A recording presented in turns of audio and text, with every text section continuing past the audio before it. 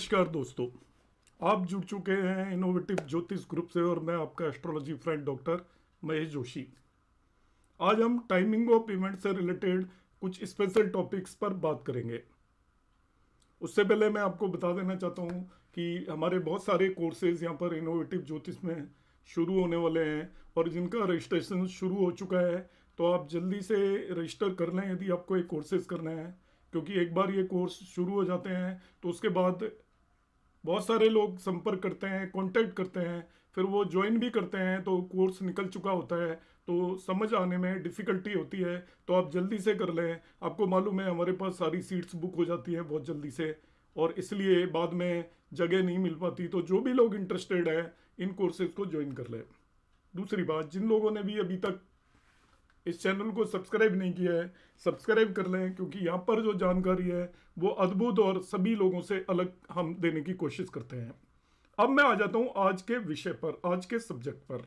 ये timing of event का एक सब्जेक्ट है। एस्ट्रोलॉजी की बहुत सारी विधाएं हैं और उसके बहुत सारे तरीके हैं किसी भी इवेंट को टाइम करने के, मगर उसमें जो सबसे असरदार तरीका है वो तरीका होता है कि हम किसी भी सिंपल वे से यदि हम टाइम कर पाए तो वो ज़्यादा इफेक्टिव होगा और हम किसी भी इवेंट को बहुत जल्दी से किसी भी नेटिव को बता पाएंगे कि आपका ये इवेंट इस तरीके से होने वाला है। किसी भी इवेंट को टाइम करने के जो सबसे बेस्ट तरीके दिए गए हैं वो नाड़ी एस्ट्रोलॉजी के अंदर है। अब नाड़ी एस्ट्रोलॉजी की अराउंड 85 विधाएं जो देश के अलग अलग कोनों में, अलग अलग मंदिरों में और मेनली साउथ इंडिया के अंदर ये प्रचलित है। उसमें ज़्यादातर फैमिली ट्रेडिशन के थ्रू है, वो परिवार के लोगों को पता है, बाहर वाले लोगों को बिल्कुल भी पता नहीं है और वो किसी भी कीमत पर बताने को तैयार नहीं होते। फिर भी मेरा प्रयास होता है कि मैं कहीं ना कहीं से किसी भी नाड़ी टेक्निक को सीख कर आपके सामने उसके थ्रू टाइमिंग ऑफ इवेंट और हम किस तरीके से किसी चीज़ का प्रेडिक्शन कर पाए वो मैं बताने की कोशिश करता रहता हूँ। तो ऐसी एक टेक्निक पर आज हम बात करेंगे। बहुत ही सिंपल टेक्निक है और ये जुपिटर प्रोग्रेशन पर बेस्ड है। अब आप एकदम से सोचेंगे जुपिटर प्रोग्रेशन में नया क्या है। जुपिटर के प्रोग्रेशन की भी अराउंड 100 विधाएं हैं। अलग अलग नाड़ी के अंदर जुपिटर के प्रोग्रेशन के अलग अलग तरीके हैं।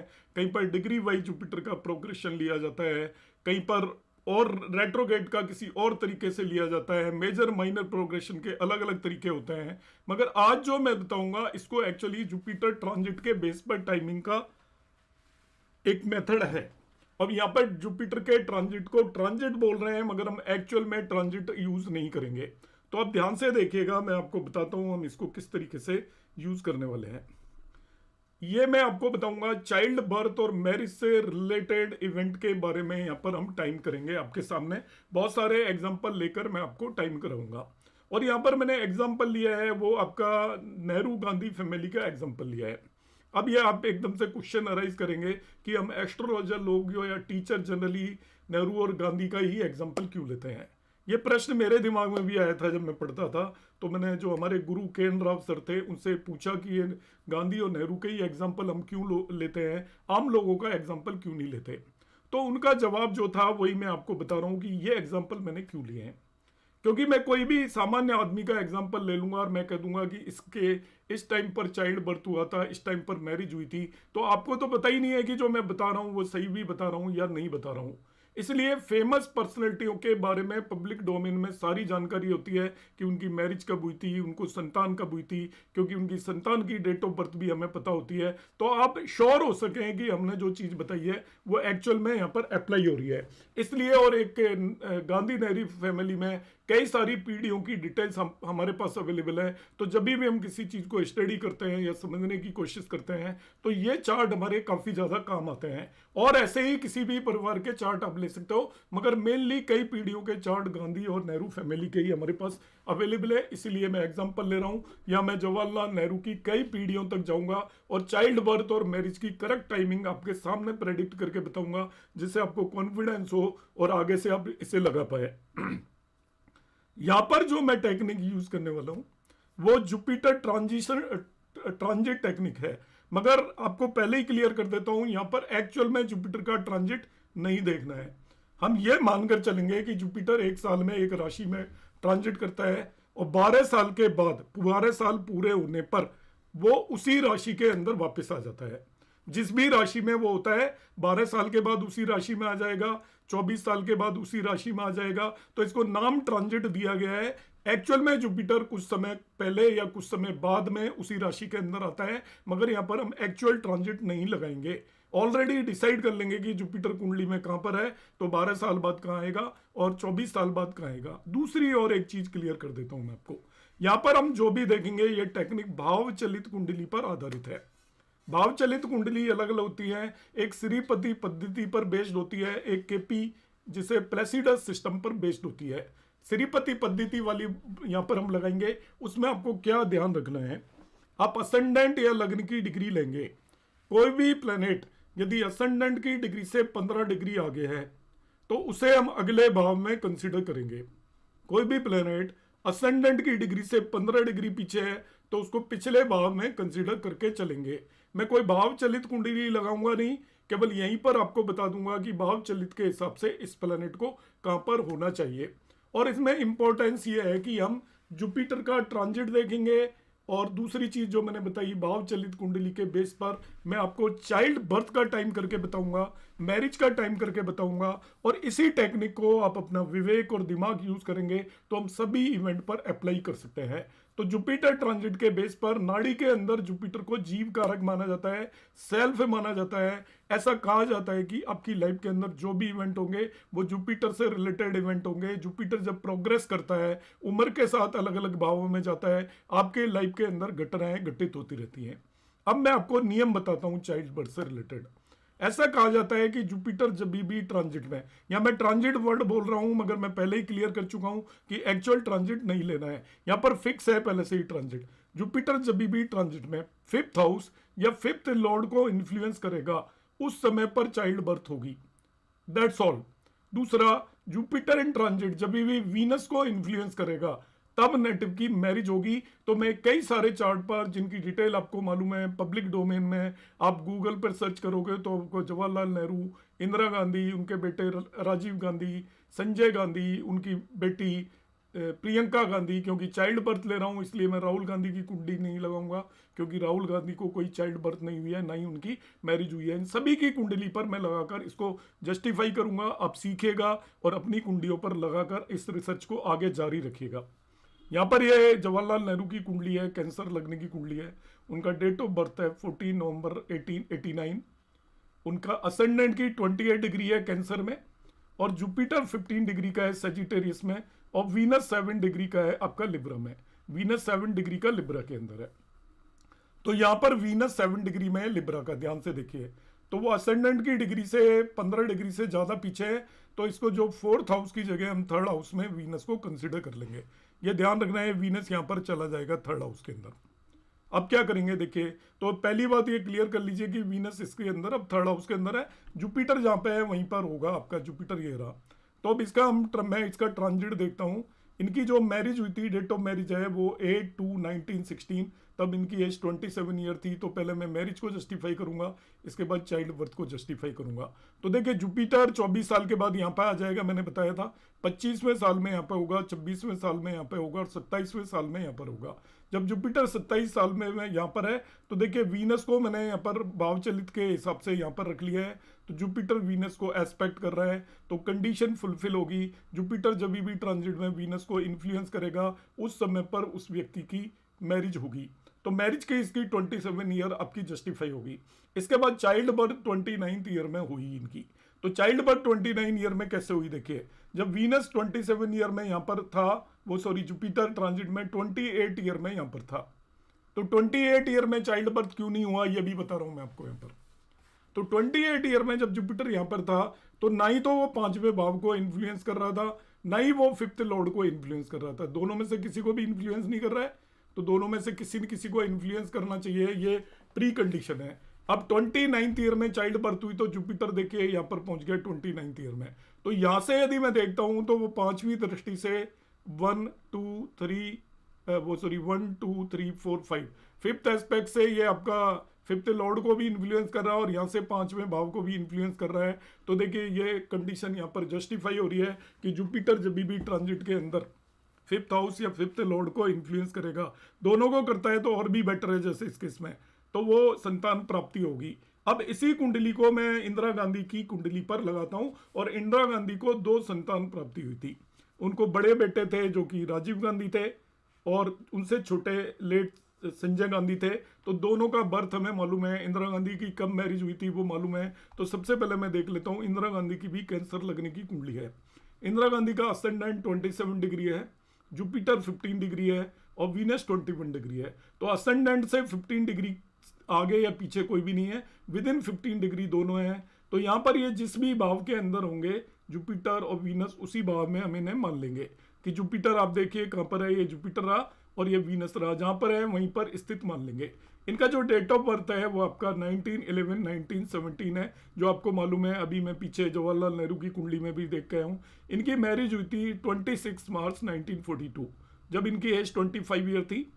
जो चाइल्ड बर्थ था, राजीव गांधी का बर्थ हुआ था 20 अगस्त 1944, आपको सबको मालूम है, पब्लिक डोमेन में, 27 ईयर की एज में। और छोटे बेटे संजय गांधी का बर्थ हुआ था 14 दिसंबर 1946, 30 ईयर की एज में। अब ये इन तीनों इवेंट को देखिए, मैं यहाँ पर जस्टिफाई कर रहा हूँ कितनी सिंपल और कितनी सटीक ये टेक्निक है। एस्ट्रोलॉजी की कोई भी टेक्निक 100% चार्ट्स पर नहीं लगती, ये मानकर चलें आप। मगर कोई भी टेक्निक यदि 80% चार्ट पर भी लग जाती है तो आप ये मानकर चलें कि वो आपका सर्व सत्य हो गया, वो कॉम्बिनेशन सबसे बेस्ट कॉम्बिनेशन हो जाएगा। तो जुपिटर का प्रोग्रेशन देखते हैं। तो मैंने अभी बताया था 24वें साल में जुपिटर यहाँ पर आ जाएगा, वापिस से वहीं आ जाता है। 12 साल के बाद, 24 साल के बाद, 36 साल के बाद, ऐसा मानकर चलेंगे। तो 25वें साल में यहाँ पे होगा जुपिटर। तो देखिए जुपिटर उसके वीनस को एस्पेक्ट कर रहा है। तो मैरिज के टाइमिंग के लिए मैंने क्या बताया था कि जो ट्रांजिट वाला जुपिटर है वो आपके नेटल वीनस को जब भी इन्फ्लुएंस करेगा, मैरिज हो जाएगी। तो देखिए मैरिज का कॉम्बिनेशन यहाँ पर बिल्कुल सटीक अप्लाई हो रहा है। अब मैं चाइल्ड बर्थ का कॉम्बिनेशन देख लेता हूँ।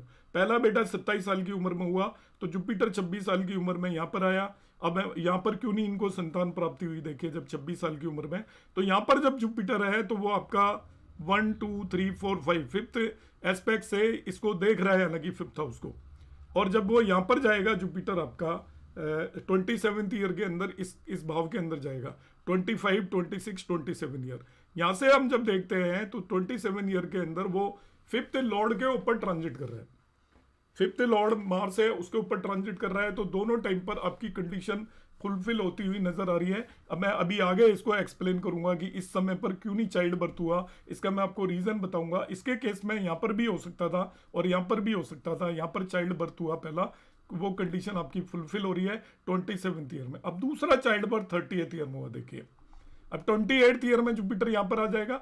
तो आपको पता चल रहा है नहीं फिफ्थ हाउस को इन्फ्लुएंस कर रहा है, नहीं फिफ्थ लॉर्ड को कर रहा है। फिर 29th ईयर में जुपिटर यहाँ पर आ जाएगा, ना फिफ्थ हाउस को कर रहा है ना फिफ्थ लॉर्ड को कर रहा है। और 30th ईयर में वो 5वें भाव पर आ गया आपका, तो फिफ्थ हाउस को इन्फ्लुएंस कर रहा है। इसलिए 30th ईयर में दूसरा चाइल्ड हुआ। या साथ साथ मैं आपको ये भी बताने की कोशिश कर रहा हूँ कि जिस ईयर में नहीं हुआ तो क्यों नहीं हुआ। हालांकि इसकी डिटेल में एंड में और बताऊंगा आपको वीडियो से, जैसे इस केस में यहाँ पर भी हो सकता था।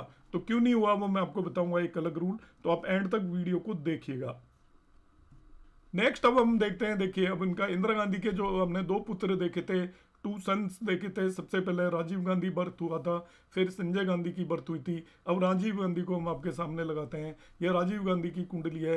तो ये राजीव गांधी की कुंडली में वहाँ पर काफ़ी ज़्यादा डिस्प्यूट है। बहुत लोग इसको लियो लगने की कुंडली मानकर चलते हैं और बहुत लोग इसको 6 वर्गो लगने की कुंडली मानकर चलते हैं। मैंने यहाँ पर वर्गो लगने की कुंडली इसको ली हुई है। वैसे लियो लगने की भी कुंडली मानते हैं, जो आपको सॉफ्टवेयर के अंदर आप देखोगे ज़्यादातर लोग लियो लगने की इसकी कुंडली मानकर चलते हैं।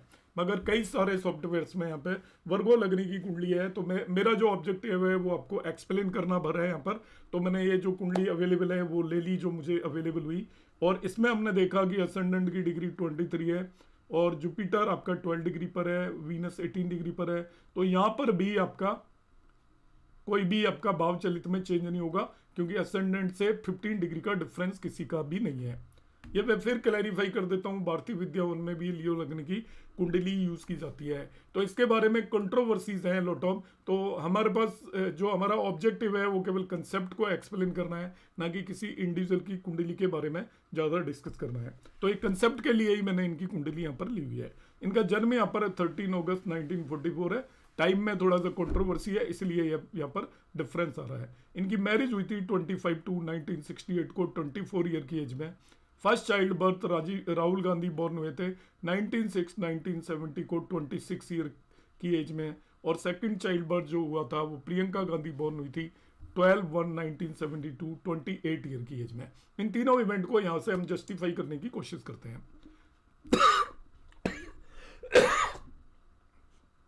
Excuse me.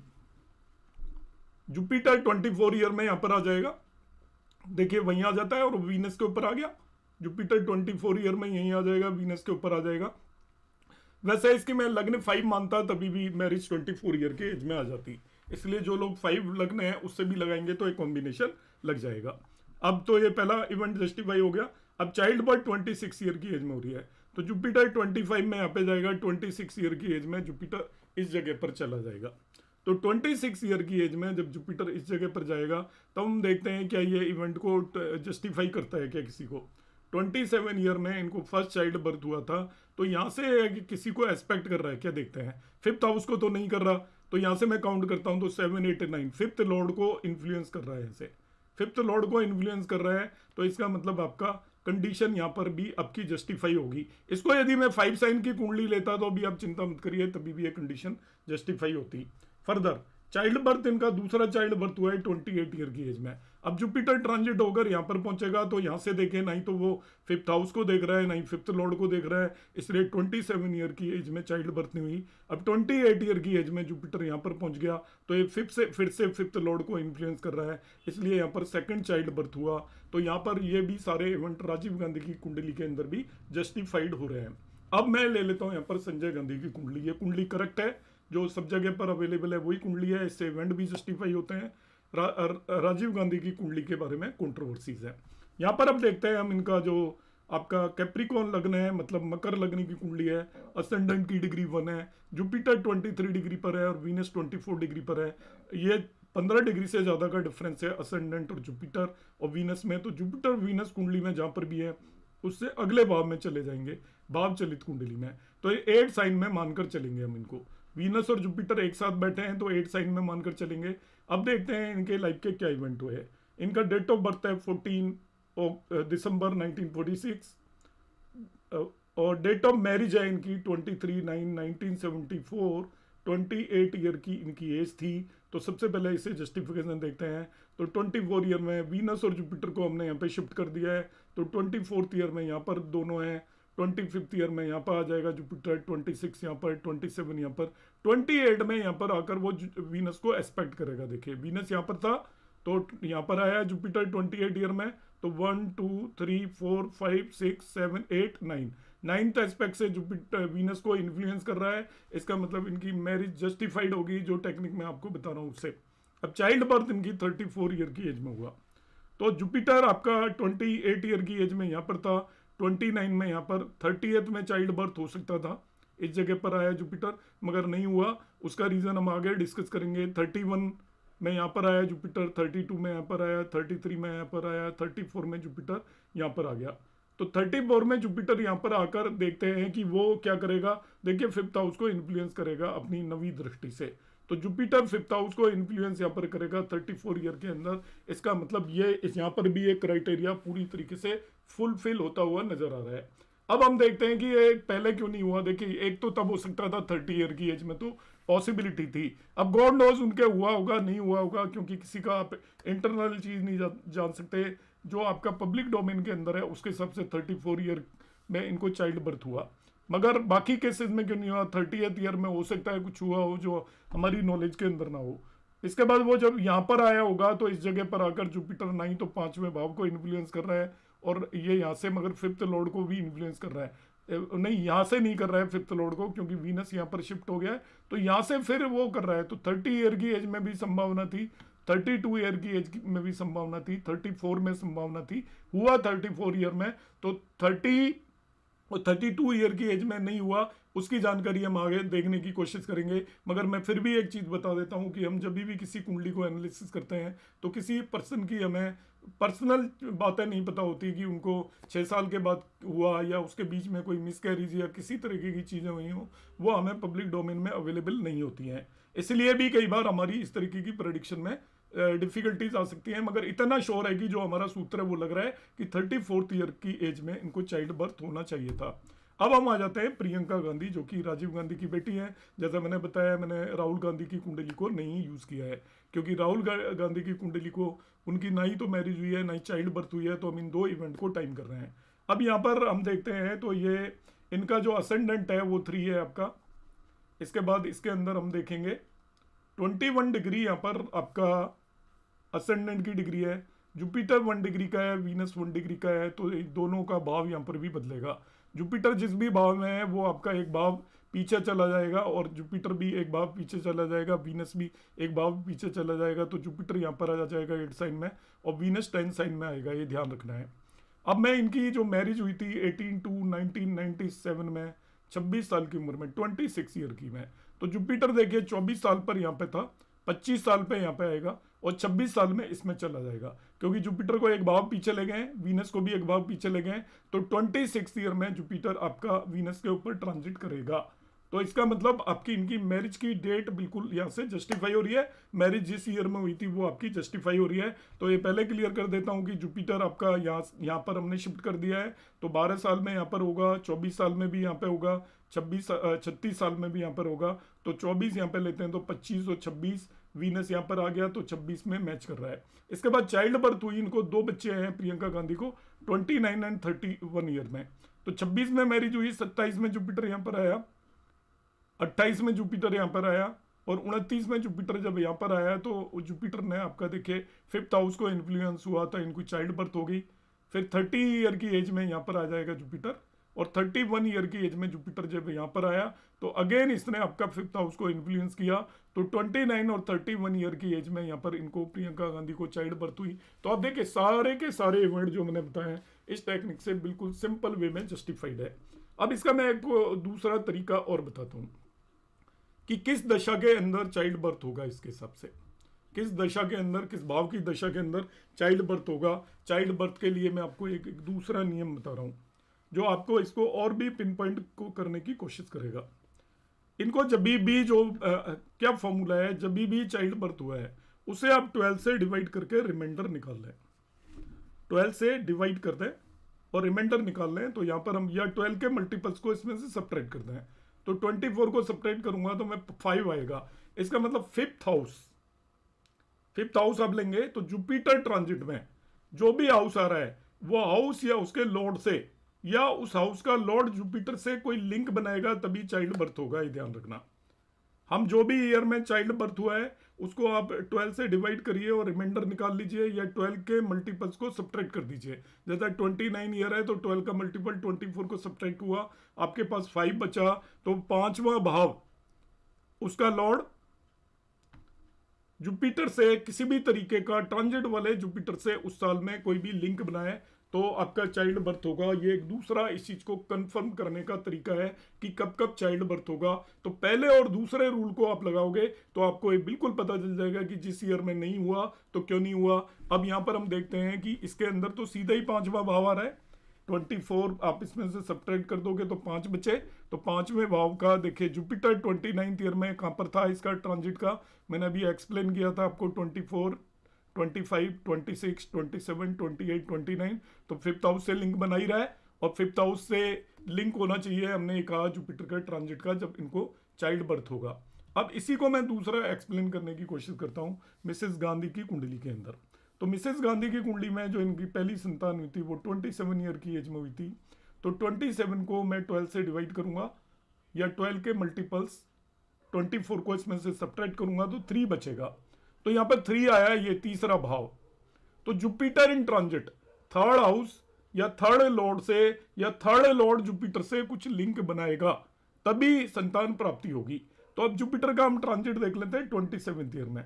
तो ये जुपिटर एक्चुअली 24th ईयर में यहाँ पर होगा, 25th में यहाँ पर होगा, 26 में यहाँ पर होगा और 27th ईयर में यहाँ पर आपका जुपिटर हो जाएगा। तो 27 ईयर में जुपिटर आया तो यहाँ पर देखिए कॉम्बिनेशन बनता हुआ नजर नहीं आ रहा है, 27 है ये, 25, 26, 27th ईयर में हुआ। तो जुपिटर 27th ईयर में यहाँ पर आकर वो आपका बन रहा है, देखिए 5th लॉर्ड के ऊपर ट्रांजिट कर रहा है। तो इंदिरा गांधी की कुंडली के अंदर भी बन रहा है आपका 27th ईयर में मैंने बताया था कि ट्रांजिट वाले जुपिटर का 5th हाउस या 5th लॉर्ड से किसी न किसी तरीके का कॉम्बिनेशन बनना चाहिए। तो यहाँ पे 5th लॉर्ड से कॉम्बिनेशन बन गया। अब हम देखते हैं इनका 30th ईयर की एज में दूसरे चाइल्ड बर्थ हुई थी।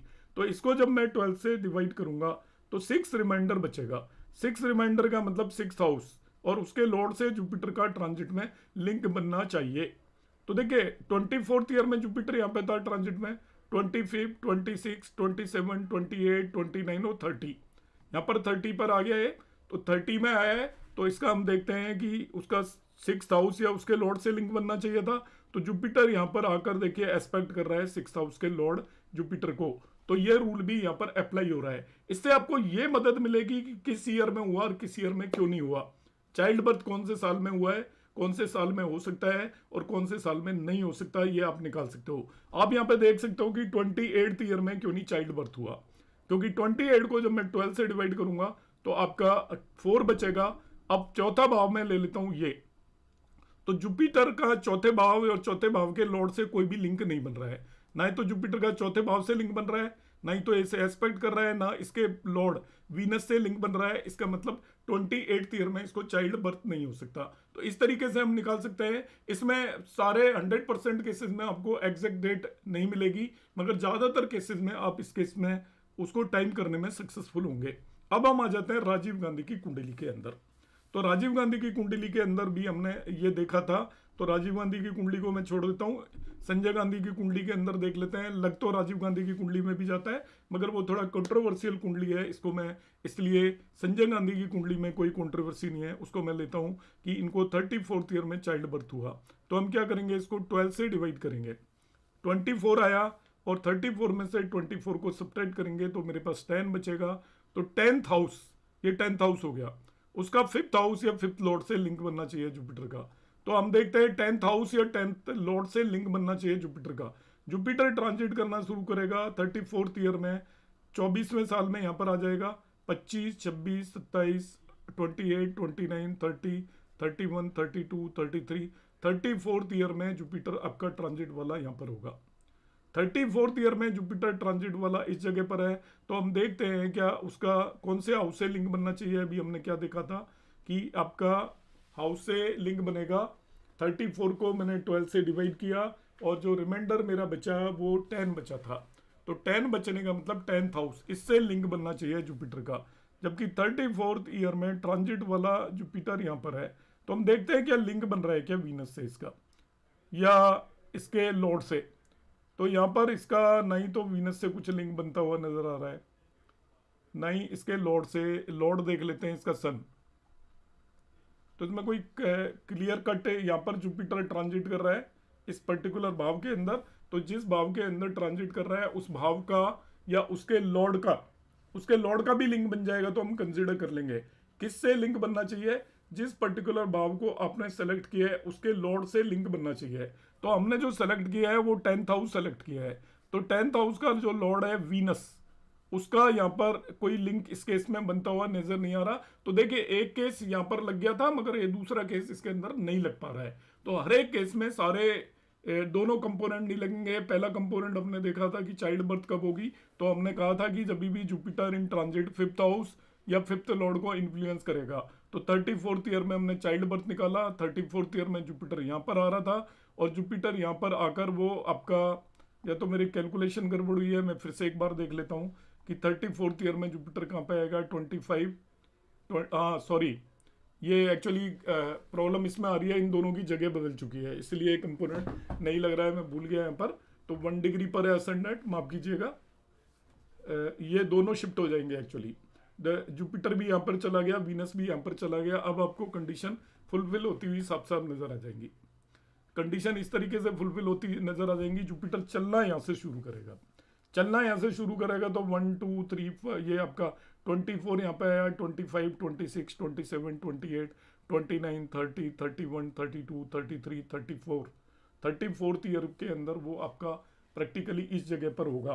तो 34th ईयर में इस जगह पर होकर वो 5th हाउस को एस्पेक्ट कर रहा है। इस तरीके से यहाँ पर उसकी मैरिज हो जाएगी। और इस जगह पर 34th ईयर में है तो फिर वो यहाँ पर आपका 10th हाउस के अंदर है, यहाँ पर वीनस है। तो तो वीनस का बेसिकली अभी भी लिंक नहीं बन रहा है, तो चलो कोई बात नहीं, वो हर एक इसमें नहीं लग पाता है। यहाँ पर हमने देखा था प्रियंका गांधी की कुंडली के अंदर, तो प्रियंका गांधी की कुंडली के अंदर मैंने दोनों चाइल्ड बर्थ आपको बता दी थी कि पहला चाइल्ड बर्थ 29th ईयर की एज में हुआ था, तो उसको हम थोड़ा सा फिर से एक्सप्लेन कर लेते हैं। यहाँ पे मैं फिर से देख लेता हूँ, यहाँ पर भी जुपिटर और वीनस दोनों के भाव बदल चुके हैं, क्योंकि वो असेंडेंट की डिग्री से 15 डिग्री से ज़्यादा पीछे हैं, तो आपका जुपिटर यहाँ पर आ जाएगा। तो 29th ईयर में इनका पहला चाइल्ड बर्थ हुआ था, उस पर हम लगाते हैं। तो जुपिटर 24 साल में यहाँ पर आया, 25, 26, 27, 28, 29, 29th ईयर में उसने 5th हाउस को देख लिया, तो पहला कंपोनेंट हमने लगा दिया था। अब दूसरा लगाऊंगा मैं इसको, 29 को 12 से डिवाइड करूंगा, तो रिमाइंडर बचेगा 5। तो 5वें भाव से लिंक बनना चाहिए जुपिटर का, तो 5वें भाव से देखिए जुपिटर यहाँ पर है, तो क्लियर कट लिंक बन ही रहा है। इसलिए ये आपका कॉम्बिनेशन ज्यादातर कुंडलियों के अंदर अप्लाई होंगे, दोनों कॉम्बिनेशन। संजय गांधी की कुंडली के अंदर ये लगा नहीं, और इसके अंदर मैंने चेक नहीं किया, इसके अंदर भी मैं एक बार चेक करके बता देता हूँ आपको। और एक और कुंडली है जिसको हम चेक कर लेते हैं, महात्मा गांधी की कुंडली भी है, उसमें मैं इसी कंपोनेंट को अब आपको एंड में आराम से इसको बता देता हूँ, क्योंकि बहुत सारे कॉम्बिनेशन है लाइव क्लास के अंदर बताते टाइम, उसमें थोड़ा सा मिस भी हो जाता है कई बार। तो यहाँ पर हम देखते हैं कि महात्मा गांधी का जो बर्थ है 2/10/1869 को है। इनका जो असेंडेंट की डिग्री 6 है, इनकी आपके लिब्रा लगने की कुंडली है, तुला लगने की, असेंडेंट की डिग्री 6 है। जुपिटर की डिग्री 28 है और वीनस की डिग्री 24 है। ये दोनों ही अपना भाव बदल देंगे भावचलित कुंडली में। जुपिटर आपका भावचलित में 2 साइन में चला जाएगा, वीनस भावचलित में 8 साइन में चला जाएगा। महात्मा गांधी की जो मैरिज हुई थी 14 ईयर की एज में हुई थी 1883 में। तो हम सबसे पहले मैरिज को देखते हैं। जुपिटर आपका हमने कहा कि अगले भाव के अंदर चला जाएगा, तो जुपिटर यहां से शुरू होगा, तो 12 साल में यहाँ पे आएगा, 13वें साल में यहाँ पर होगा, 14वें साल में यहाँ पर होगा। तो जुपिटर 14 ईयर में यहाँ पर है, और वीनस यहाँ शिफ्टेड है, मैंने पहले ही बताया वीनस अगले भाव में होगा। तो जुपिटर यहाँ से 1, 2, 3, 4, 5 5th दृष्टि से वीनस को एस्पेक्ट करेगा, तो 14वें साल के अंदर देखिए मैरिज इनकी जस्टिफाइड होगी। अब हम दूसरी चीज देखेंगे, क्या इनको संतान प्राप्ति हो सकती है 17 ईयर की एज में। तो जुपिटर का वही हमने फिर देखेंगे ट्रांजिट। तो 12वें साल में यहाँ पे था 13, 14, 15, 16, 17वें साल में आपका जुपिटर यहाँ पर होगा। तो 17 साल में यहाँ पर होकर देखिए वो 5th हाउस को एस्पेक्ट कर रहा है, 5th हाउस को एस्पेक्ट कर रहा है, तो कंडीशन आपकी फुलफिल होगी। अब दूसरी चीज कि ये इसको मैं 12 से डिवाइड करूंगा 17 को, रिमाइंडर 5 बचेगा, तो जुपिटर का 5th हाउस या 5th लॉर्ड से लिंक बनना चाहिए उस समय पर। तो देखिए जुपिटर जब यहाँ पर ट्रांजिट कर रहा है 17 ईयर में, हम देखते हैं 17 ईयर में जुपिटर यहाँ पर है, तो उसका डायरेक्ट 5th हाउस से लिंक बन रहा है, तो दूसरी कंडीशन भी यहाँ पर फुलफिल होती हुई नजर आ रही है। तो इस तरीके से इस पूरे आप कंसेप्ट को किसी भी कुंडली पर लगा सकते हैं। बीच में थोड़ा सा आप कहीं पर मेरे से कोई गलती होगी हो या मैं कहीं साइन को गलत बोल गया हूं, तो आप उसके लिए मुझे क्षमा करेंगे। बाकी जो मेरा कंसेप्ट मैंने समझाया है, होपफुली आपको अच्छे तरीके से समझ में आ गया होगा। नमस्कार, धन्यवाद।